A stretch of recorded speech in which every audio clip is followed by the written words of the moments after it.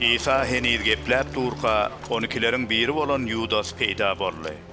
Onun ýanyna ýolbaşy ruhanlar, Tövrat muallimleri we ýaşullar tarapyndan iýerilen gylyçly, taýakly bir mähelle bardy. İsa haýynlyk eden Yudas olar bilen: "Men kimi öpsem İsa şoldur. Onu tutuňla gora gasyna alyp gidin" diýip gepleşipdi.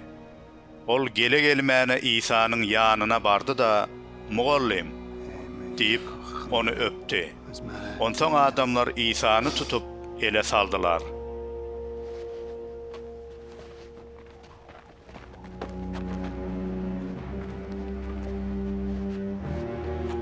İsa'nın ýanyna duranlaryň biri gylyjyny syryp, baş ruhanynyň hyzmatkaryny urup, onuň gulagyny kesdi.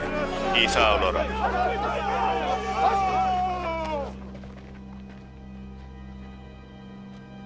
"Näme üçin bir gozgalaňçynyň garşysyna çykan ýaly meni tutmak üçin gylyçly hem taýakly gelipsiňiz? Her gün ibadathanada araňyzda bolup adamlara öwretýärdim. Şonda meni tutmadyňyz.